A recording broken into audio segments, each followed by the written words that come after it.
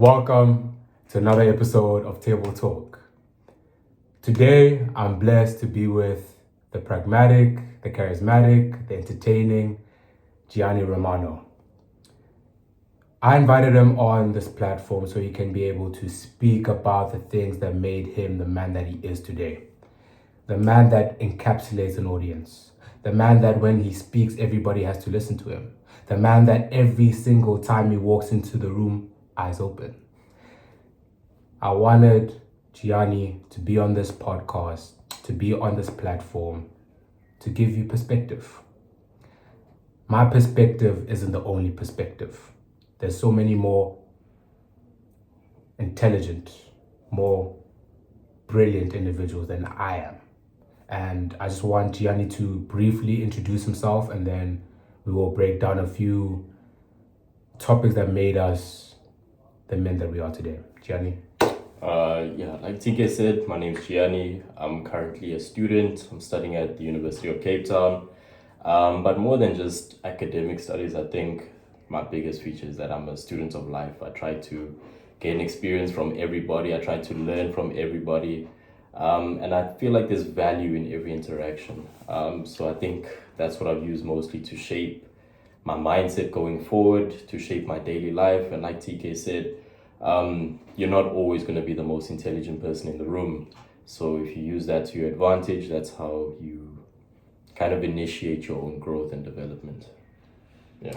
I definitely agree with that. You got to stay humble and you got to stay hungry. Yeah. I always look for different ways to improve. I always think of ways to broaden my horizon, and through Gianni's perspective, I know for a fact that my horizons are going to be broadened, and I hope that your horizons will be broadened as well. So with that being said, let's start off with the first topic. What is a high value male in your opinion? And what have you done to become that vision of a high value male?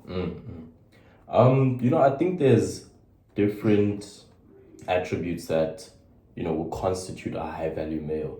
The first thing that comes to mind is discipline and consistency, because it's very easy for us to preach. It's very easy to talk, oh, I want to do this, I'm going to do this, but the moment you see that someone actually starts implementing things in their daily life that enable them to get to the destination as opposed to being fixated on the starting point, that's when you actually understand what it means to be a high value man. Because it's very easy to talk about something, but it's very difficult to do it, and to do it consistently. So especially on the days where you feel like not getting up, or on the days where you feel like, I'm too tired to do this, I'm too tired to do that, there's maturity in understanding that fatigue stunts your growth. So if you can overcome that fatigue and get what you need to get done, it takes you a step forward. And I think the most important thing is just improving yourself day by day. On the days where you can only improve by 1%, that's better than just conceding and being like, nah, today I'm putting my hands up and I'm taking it easy. Definitely, I want to touch on that. You're a finance guy, you're an analytical guy. It's the basic principle of compounding. Exactly. Every single day you add a small increment, and over a certain gestation of time, it's going to be a magnitude of influence that you draw. Exactly. So consistency is very, very important in achieving great things, achieving some form of influence, some form of success in this world. But I want to break down, in my opinion, what it takes to be a high value man, because in my opinion, many people think a high value man is money, think it's power, think it's adulation. A high value man is modality. Yeah.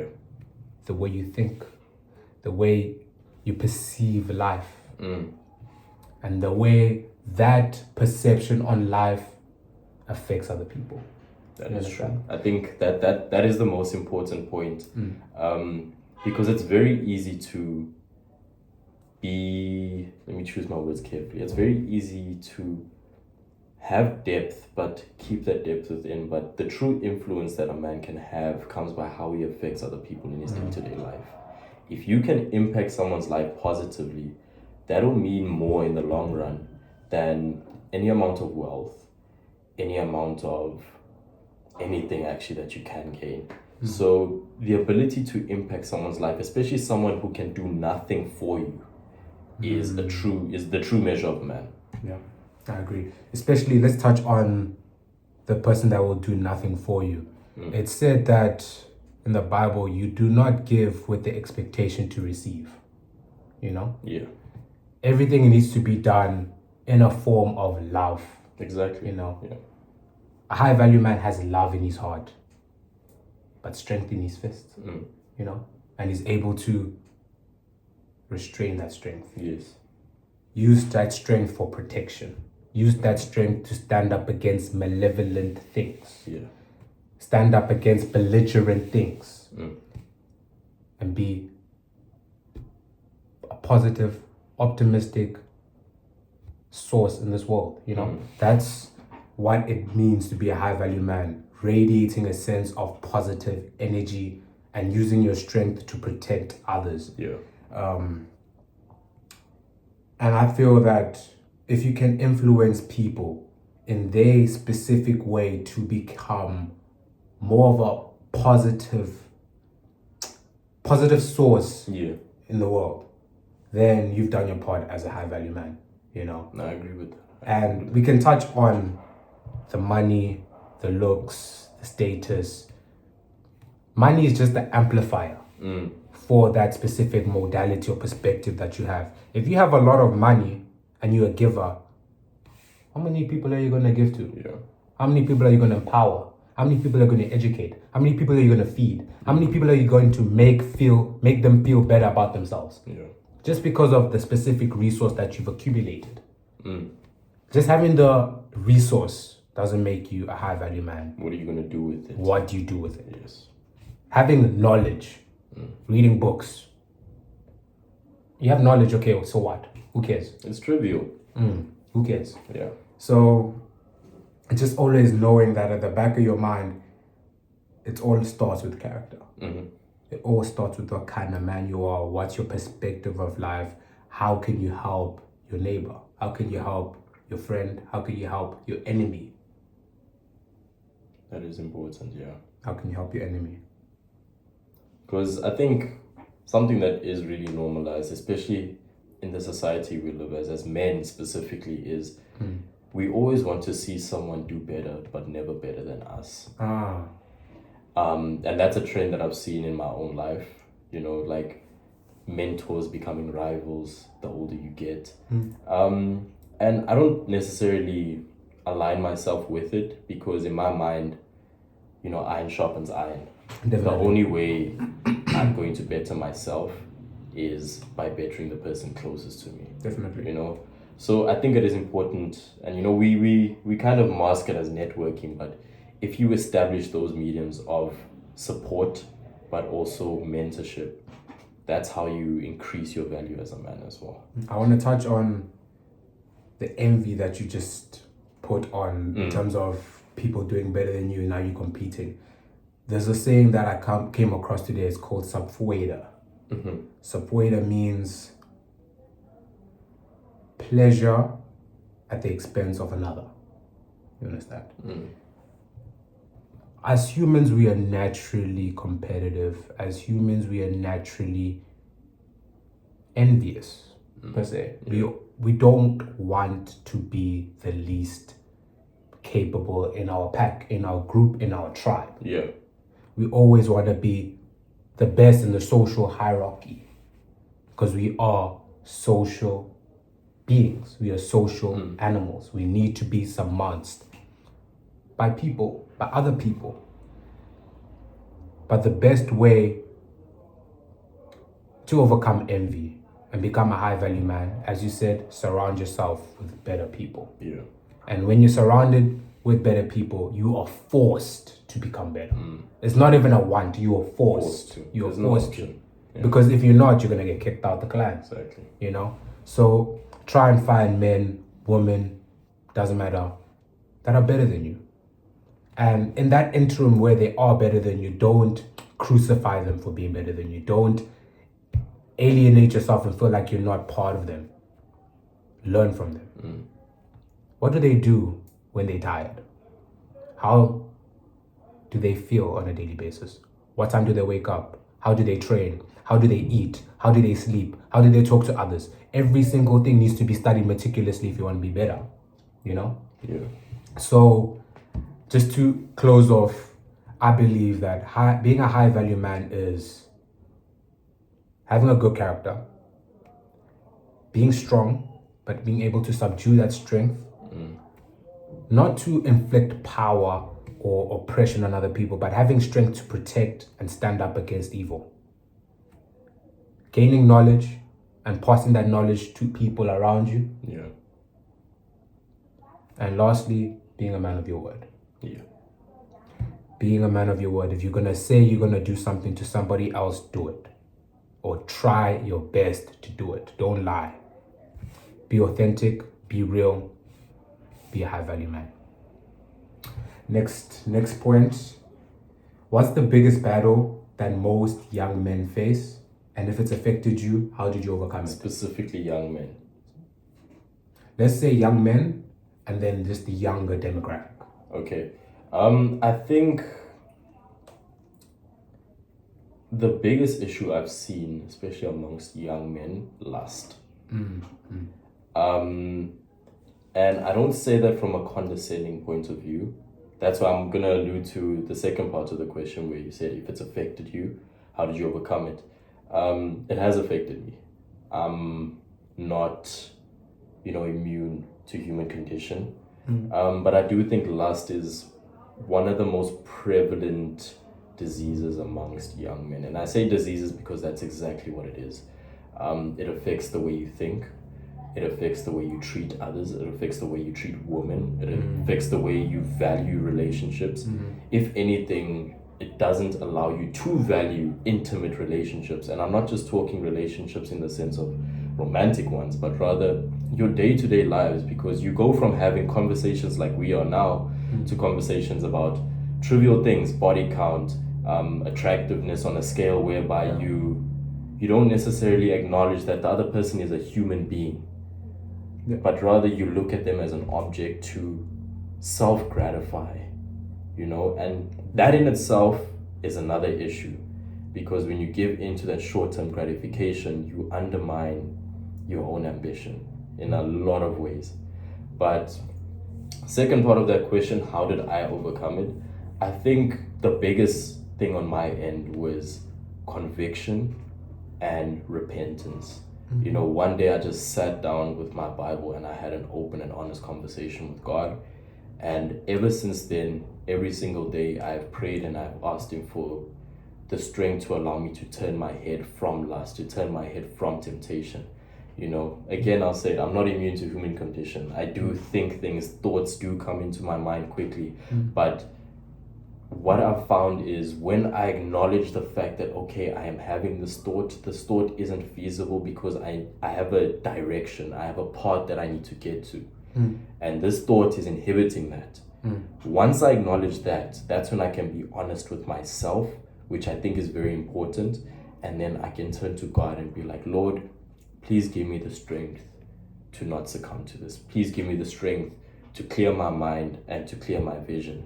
Because lust in itself, when it's spoken about in the Bible, we are not taught to resist lust. We are not taught to overcome lust. We are taught to flee from it. Yeah. That specific phrasing, flee from it, should emphasize that lust is not something to be played with. It is very, very deadly, especially to men, because it will kill your ambition. Yeah. It will throw you off your path.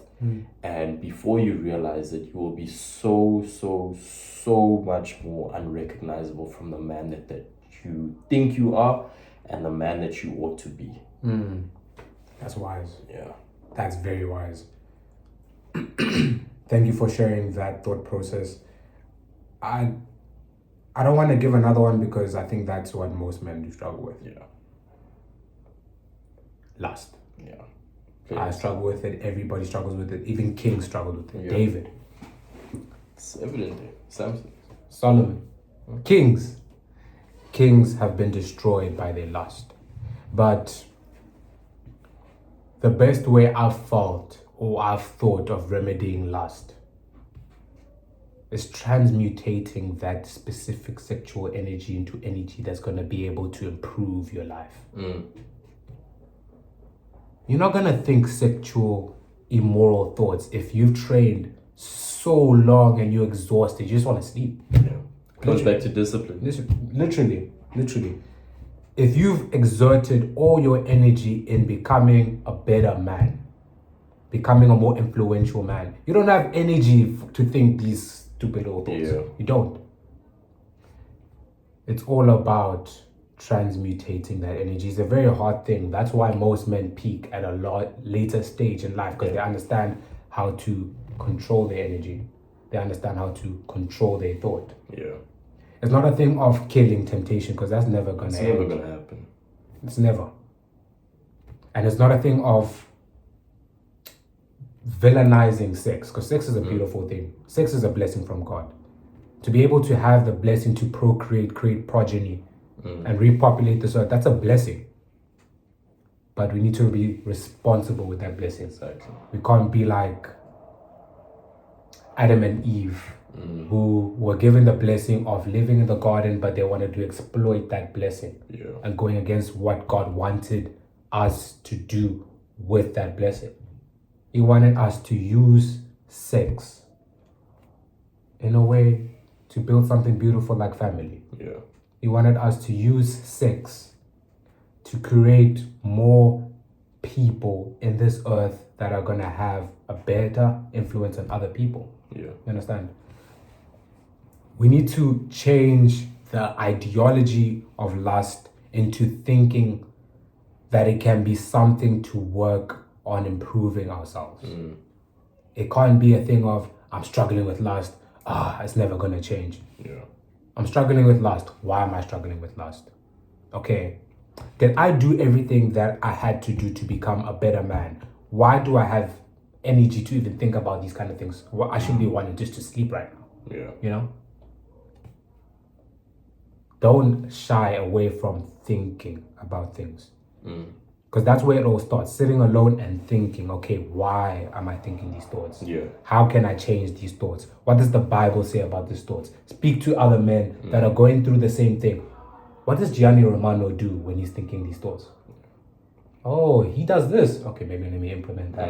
Now it works for me. And now I don't think these thoughts anymore. And I think a major detrimental factor is pornography. No, definitely. It's pornography. You want to touch on that? I do actually want to touch on that. But before we get there, I want to speak more just on media in general. We are so accustomed to being exposed to explicit and graphic material, so much so that we have desensitized ourselves and we have been desensitized to the things that we consume. Everything is so easily accessible, and what we fail to acknowledge is that the human mind in itself, in its most vulnerable state, is not strong enough to resist temptation. It requires a lot of autonomy and a lot of autonomous thought in order to overcome that temptation and to flee from lust in itself. Media has desensitized us so much so that we normalize overly sexual content. We normalize everything attributed to lust. The music we listen to, the movies we watch, the videos we consume, everything in that right is attributed to lust. Now, if we drift to pornography, that's an even deeper form of it, because in itself, we desensitize to it. You objectify the people behind the screen. You have a false impression of what, like you said, intercourse is supposed to be. And it's used as a medium for short-term pleasure in exchange for who you are meant to be long-term. Lust, like we spoke about earlier, has corrupted many kings, right? If it has corrupted kings, historically speaking, we are not going to be exempt from that.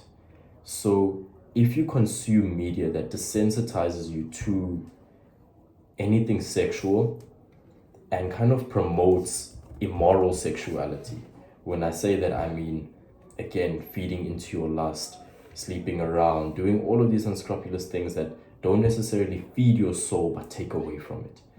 Things that dig into your soul, and by the time you realize it, there's already a hole that is so deep that you do not know how to begin to fill it. That's the truth behind it, because we aren't even aware of everything that's feeding into it. That's why I say lust is something that's so difficult to overcome, because we're not actively aware of how in our day-to-day life it is being normalized. We've been in social settings where, as men, we are surrounded by other men who objectify women. So we desensitize ourselves to it. We consume media where we actively see women half naked almost every single day. Yeah. What happens? We get acclimated to it, so we desensitize ourselves towards it. It's true. And what happens is, over time, you realize that you are so far gone that even your own autonomous thought becomes almost it's almost useless in trying to override that hard programming.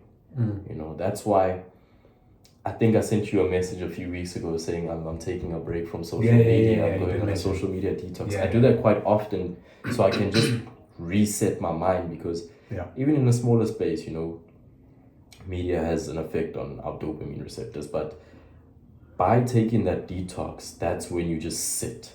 And when you just sit, there's going to be nothing louder than your thoughts. And when there's nothing louder than your thoughts, that's when you are most honest with yourself. Definitely. And that solitude is what I find most helpful in trying to help me overcome temptation, help me flee from lust.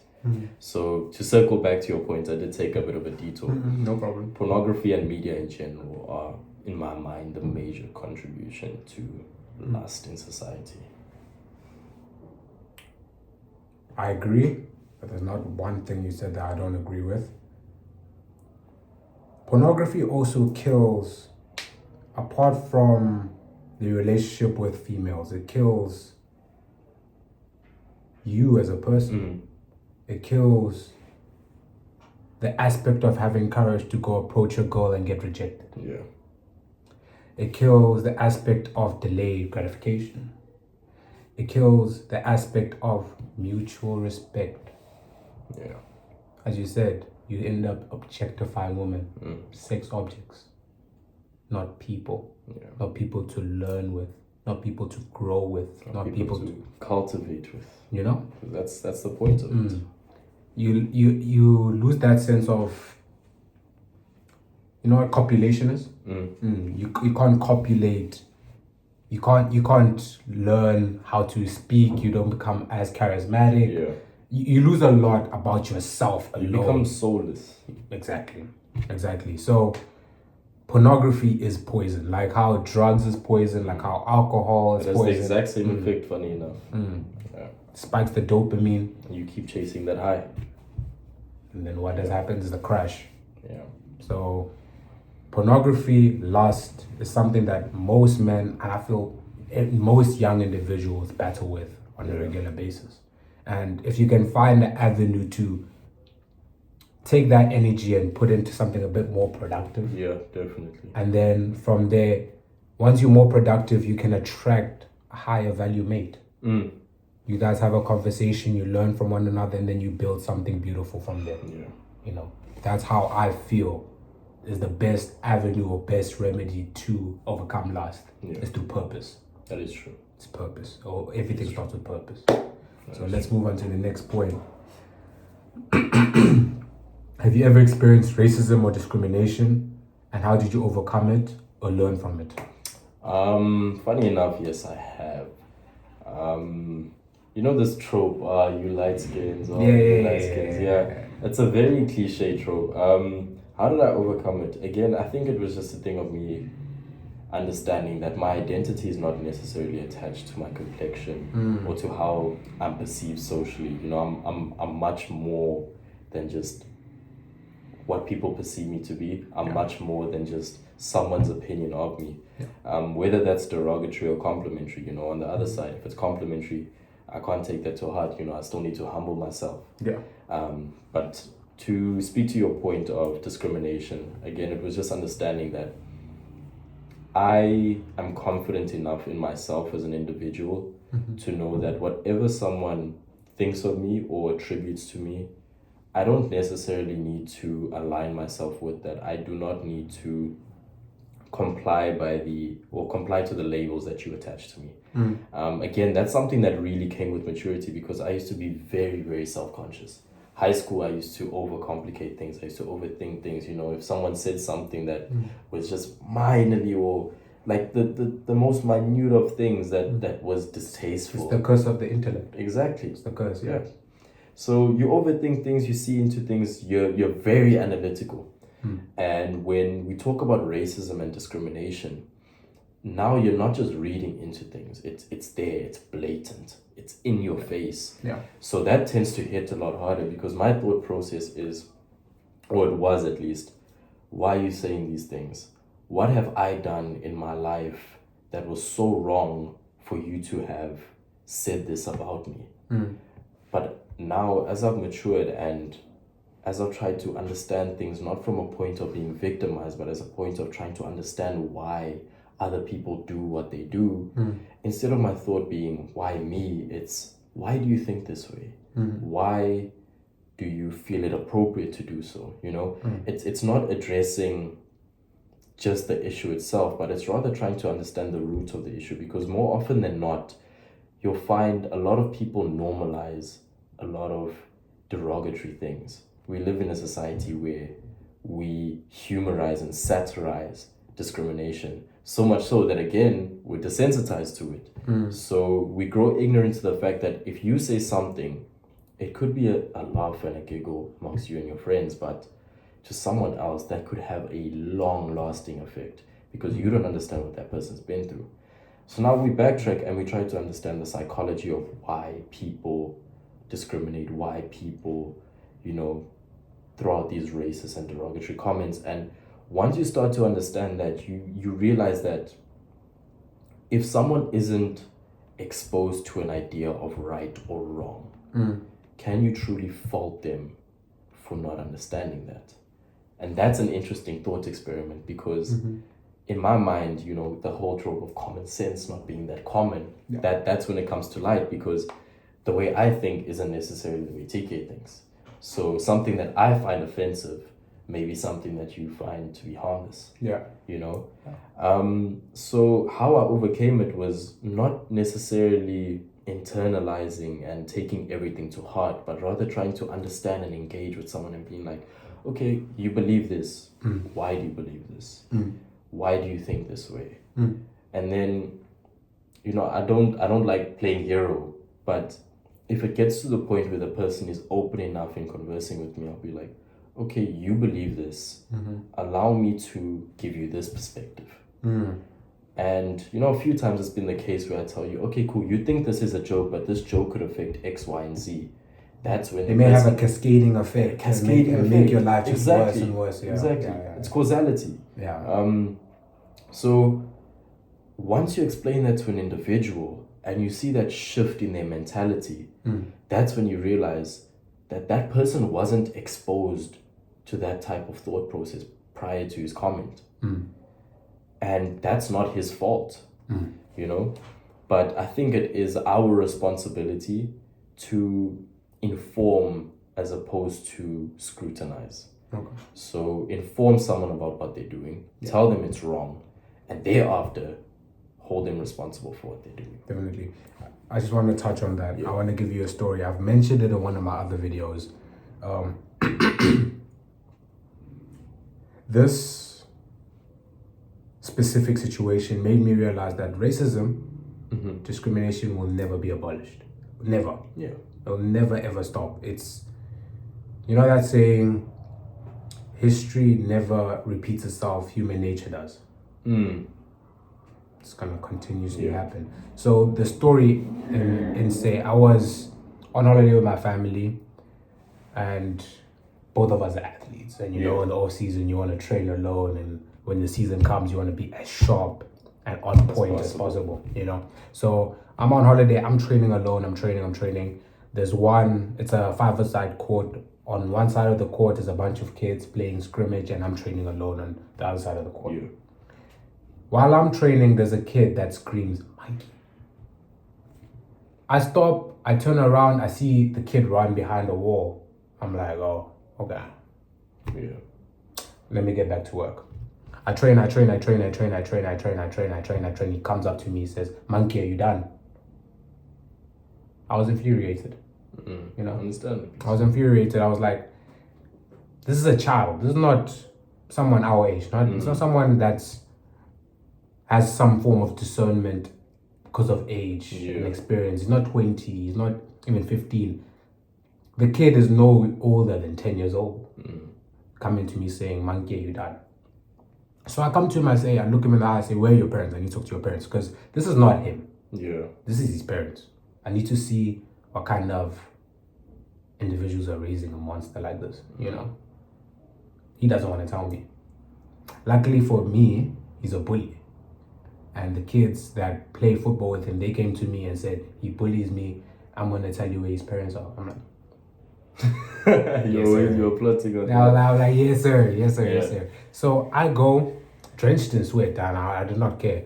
I go drenched in sweat. I speak to his mother. I'm saying, I tell her exactly what happened, what transpired. I say, "Come, let's go. Let's have a conversation with the child." We all in a circle, and as you said, the parents aren't educating the child. The parents are reprimanding the child. It's like a slap on the wrist. Don't do that. That never works. It doesn't work. It's all about education. So I took it out my way to educate the child and say, "Listen, it doesn't matter what your skin color is, where you come from, me and you are the same. Me and you are both human." So with that, I realized that, like how there's going to be constantly the bourgeoisie, the proliterates, the serfs, the hyper affluent individuals, there's always going to be a divide between the rich and poor. There's always going to be a divide between black and white. And that's mainly because of culture and things that get passed on, ideologies that get passed down, wealth that gets passed down, you know? So it's never going to end. And you can't control that thought of somebody else. It's impossible. You're not God or Jesus. You can't control thought of other people. The only thing you can control, and you have sovereignty of yourself. You can control yourself. My mentor told me, the only way to actually deal with racism is become an exceptional person. That's the only way. That is true. If you kind, generous, wealthy, strong, intelligent, and black, so what? Okay, you hate me because I'm black. I'm better than you. Okay, move out the way. You know? The only way to actually overcome racism is to become an exceptional person. That is true. And like I said, speaking back to my point, I think you handled the situation correctly, where you actually went and addressed the root of the issue as opposed to, going in at the child. So like it speaks back, you can't fault that child for what he did if he doesn't know that what he's doing is wrong. It's one thing to reprimand, but it's another thing to educate. This is wrong because of these reasons. You can't do this because the consequence is this. So those conversations, they are difficult to have, but it becomes less of an issue when you have those conversations, because now the problem wouldn't be educating them because they have the knowledge. But if they choose to do that out of their own free will and out of their own volition, that's on them. That's when consequences become justified in my mind. So just to touch on that, this is the last point on that, is that people will know something is wrong, but if they truly believe it, they'll have a vehemence for it. They'll have a passion for it. They have a desire for it. To the point where people will literally do scientific experiments to see that a black person may be less intelligent or deformed compared to a white person. But it's scientifically it's not true. The only difference between us is the amount of melanin in our skin because of our ancestors and where they were situated on Earth at that time. That's the only difference. It's an adaptation. That's it. Other than that is maybe just culture. That's the only difference between white and black. My thing is, even that, it's not significant enough of a difference to constitute discrimination. Yeah, I agree. So, yeah, it is a very sensitive topic in my opinion. It is one that's very hard to deal with. But again, like with regard to your story, I do really respect the way you handled it. Yeah. Appreciate you. Let's move on to the next point. What makes Gianni Romano truly happy? Truly happy. Is there a barometer for happiness, or is it just? That's fine. Okay. Yeah. What makes me truly happy? I think.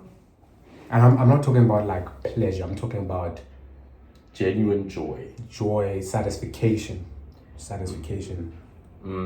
I think,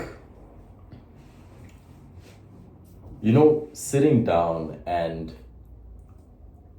fighting with something or struggling to grasp a concept, like just understand the intricacies and, just the design behind something, fighting with that. For example, my degree. Yeah. Like some of my modules, like when I just sit down and I'm fighting for weeks, I'm not seeing the results of my efforts, and I really feel like I'm at that brick wall where I'm like, I want to give up. But then I decide, okay, cool, let me just push. Let me just keep pushing. When I finally hit that breaking point and I get it, that for me is one of the most satisfying things that I've truly ever felt.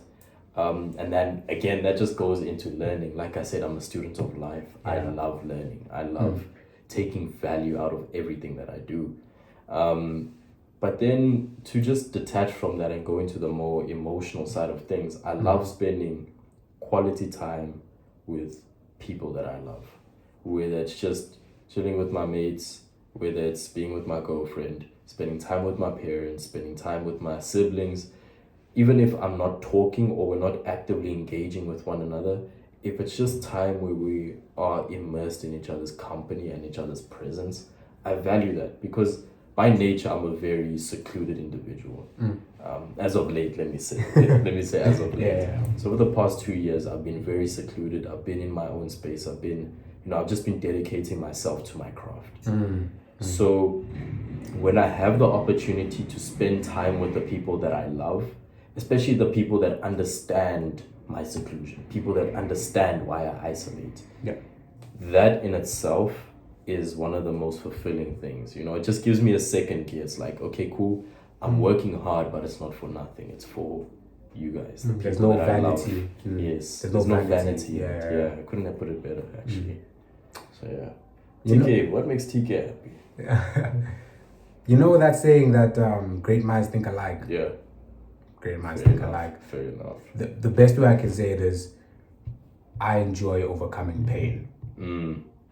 Pain that doesn't kill me.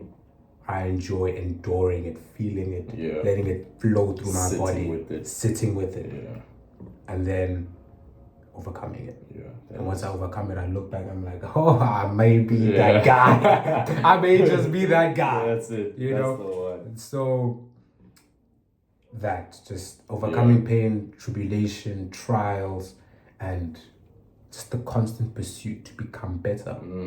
I enjoy being better. Yeah. And another compound effect, like you said earlier. Thank you for listening.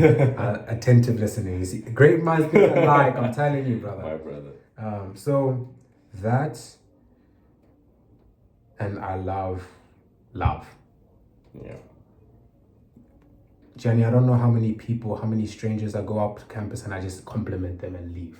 You know how happy we that makes. need more. I'm saying we need more of that, dude. Bro, I can't keep track.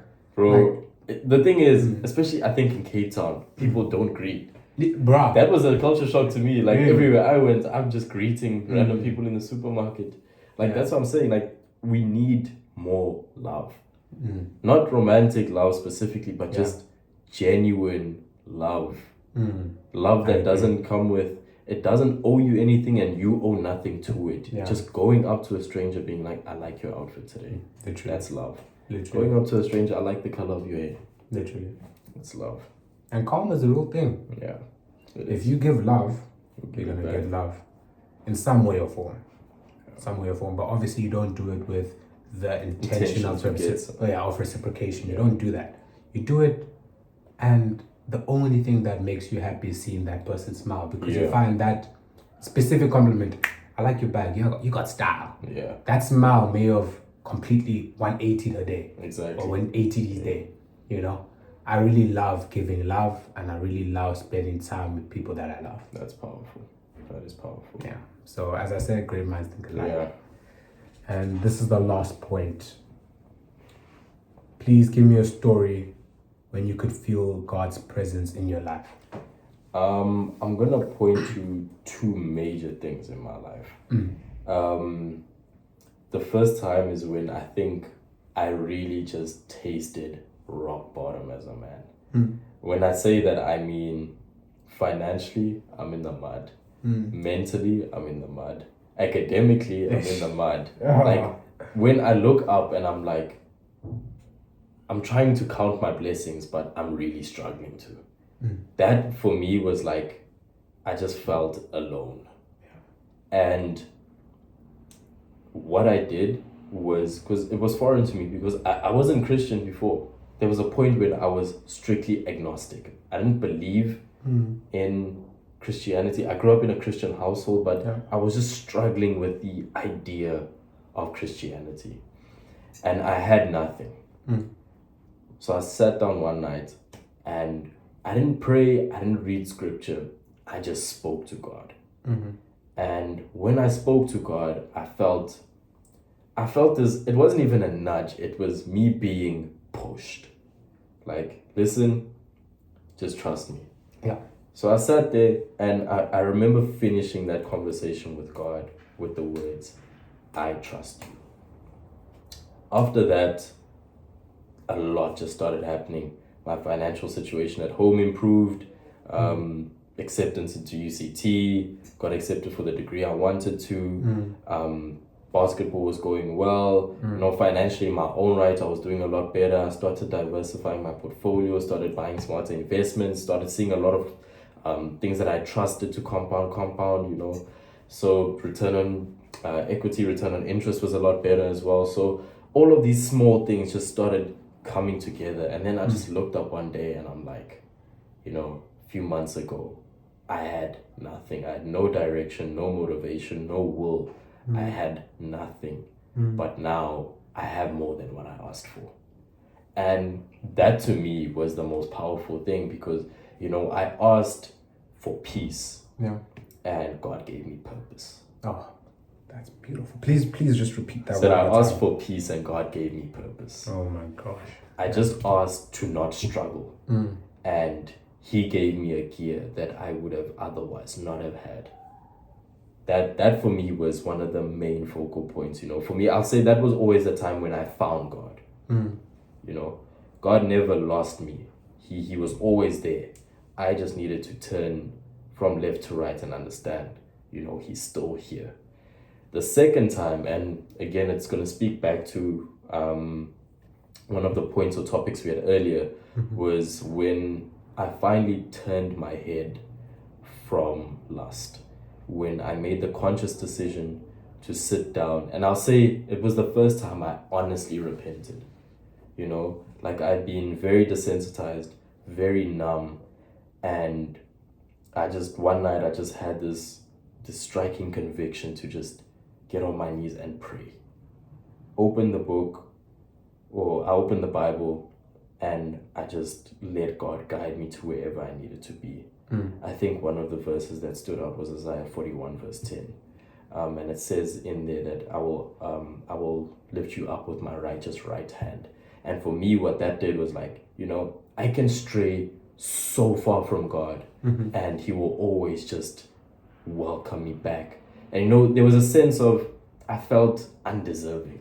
Like I hear you. I've done so much to wrong you. I've done so much to disappoint you, Heavenly Father, but you still are there. Grace. Gave you grace. Gave me grace, gave me mercy. And I'll say that when I repented, when I had that honest conversation, number one, it's the first time I cried in years. Number two, I just felt like this weight that was always on my shoulders was lifted up. I didn't feel the need to go out and party. I didn't feel the need to go out drinking. That day was the day I completely quit alcohol. God is good. I haven't touched alcohol since. I didn't feel the need to be in social settings. I didn't feel the want for female validation or female I didn't need any of it. Yeah. I was comfortable being alone. And I feel that comfort in isolation was the catalyst in me being the man I am today. And I will still say I'm not where I want to be, nowhere near it. But that was my start point. That was where I grounded myself and I'm like, okay, cool.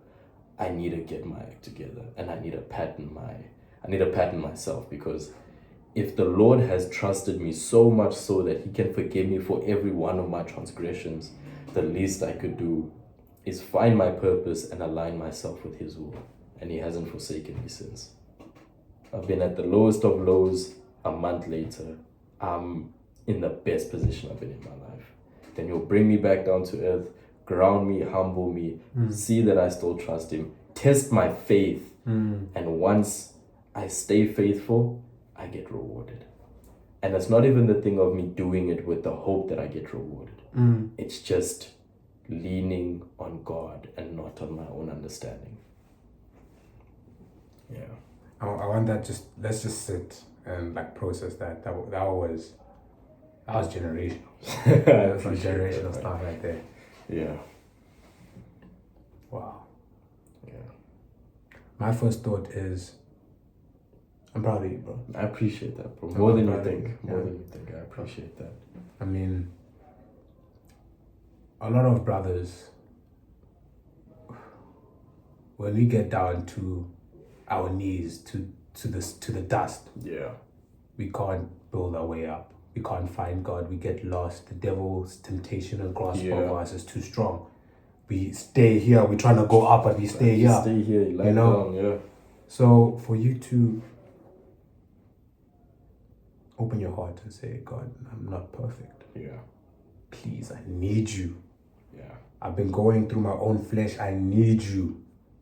And now look where you are. Look where you are now. Yeah, bro. Look where you are now. So I'm saying nothing would be possible Yeah. if God wasn't in the picture. It's everything. And obviously we believe in the Christian God. Yeah. But there are other people that believe in other gods, in the Islamic faith or the Buddha, like Buddhism. Yeah, Buddhism. Yes. For me, my God will always be the Christian God. Yeah. There's no other God, in my opinion. But we're not all the same. You understand? We don't see life the same way. Yeah. But just as long as all of us have a same vision that there's the higher power. Yeah. You know, there is a God at play, planning our lives. That's gonna take us away from the suffering in this world. Yeah. You know, to a point where there's not gonna be any pain once we leave this earth. If everybody can just think that there's a higher power. There's a greater purpose. There's a greater purpose. Yeah. If I can touch on something that has brought me closer to God, it's something that I wouldn't want anybody to go through, but I also kind of want people to go through it. It's weird. Yeah. It's contradictory. I get that. I get that. A car accident. I've been in two major car accidents in my life. God has been good. I've never been hurt in these car accidents, but they were major. Sure. And just experiencing that your life can flash before your eyes and you can do like this. You can go like this. It gives that sense of urgency that, okay, one, God can take me anytime He wants. Yeah. Literally anytime He wants. So for Him to keep me on this earth, it means something. Yeah. It means that there's something. I have unfinished business. Yes. There's a phrase, God's not done. If you woke up today, God is not done. Definitely. Yeah. Definitely. So those two experiences where I got in a car accident, I'm seeing the other person in the other car screaming in pain. Me and my family are safe, healthy. The car is obviously total, but we are safe and healthy. That made me realize that, wow, God is real. That is true. God is protecting us. Yeah. God is in my life, you know. I may not be the greatest man. I may not go to church every single day. I do pray every day. I do give gratitude fair, but I'm not a perfect Christian. Yeah. I'm far from it. There's no definition of a perfect Christian. Literally. Jesus said you cannot drink from his cup. You cannot drink from his cup and sit at God's right hand. Yeah, you can't. Even the most righteous Christians before us, Paul, the apostles, all of them, they sinned. Sinners. Yeah. Jesus' disciples were all sinners. And I think that in itself speaks to the nature of God. Because Jesus himself handpicked sinners as opposed to rabbis, as opposed to the most righteous men, the most advent religious people. He chose sinners. I definitely agree. And just obviously we're going a little bit off topic, but I think this is very important. For me, I believe why Jesus had such a big influence in so many people's lives. Because Jesus was relatable. Yeah. Jesus he felt pain. He got betrayed. He had temptation. He overcome that temptation. He had desire. God felt things that we feel. Yeah. If he didn't feel the things that we feel, we wouldn't be able to relate with that, you know? So, just to tie it back. Yeah. That moment where I was in that car accident, I realized that every single second in this waking earth, I need to do it to influence people in a good way. I agree. You talk to TK, your energy must be. Yeah. You know, you talk to TK, you're like, damn, I could go achieve whatever I want to achieve. Like, this brother is working, I need to go work. You know, oh, okay, this guy failed so badly, but he's thinking so positive. Oh, yeah, it's not actually that bad. I can think positive. And that's powerful. Because it takes a real man to understand that irrespective of the state of your own life, there is better out there for you. So that optimistic approach is something that I don't think we value enough. It's true. So I'll say again, I respect you for that approach. I really do. Especially in a world that's full of such evil. Yes. Cynicism is the most easy thought process to go. It really is. You know, so to take the opposite direction isn't easy, especially when you surrounded by many people that think in the same way, and for you to go completely left, it's not easy. It's tough. It's not easy. And again, like, just speaking back to the previous point where I told you about my second instance where I felt God the most, where I turned away from, alcohol, partying, all of those things. It was so difficult, but it was so abrupt. Like, in the moment, I told myself, I'm not doing this anymore. And I stopped. I haven't done it since.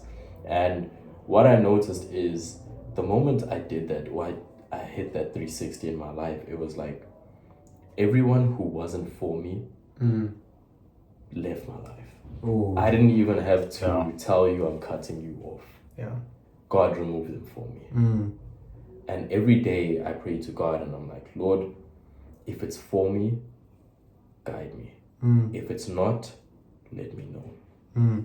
And, there's a funny thing about the God we serve is he'll teach you a lesson in the most abrupt way possible. It's raw. You ask for wisdom, he won't give you a book. He'll give you a life lesson. Literally. And you get the test without studying for the test. You get the test without studying for the test. And what's funny is there's no memo for that test either, Everything you go through is unique. It's very easy to take advice from someone, but it's difficult. Like you said, you want someone to go through it, but you also don't. It's a situation where it taught you something. but you can't, impose that knowledge on someone else. Everyone needs to learn and see God through their own experiences. It's true. And it's very hard to understand God's influence when you're in the midst of everything happening. That's powerful, yeah. Because you're always like, Lord, why am I going through this? Please take me out of it. 3 months ago, you were like, Lord, please grant me wisdom. Please give me strength. The Lord isn't going to bless you with 40-inch biceps if you ask for strength. Bro, that's right. He's going to give you the most crazy trials and tribulations in order to equip you. Like, I'll use my current relationship, for example. I asked the Lord for an individual who would just stand by me and support me. But what I hadn't necessarily understood is when I asked for that at the time, I wasn't ready. Yeah. Because I was still fixated over things that didn't matter. I was still fixated over the flesh. I was fixated over materialistic things. I wasn't fixated on building myself. So if I can't take myself seriously, how am I meant to take my partner seriously?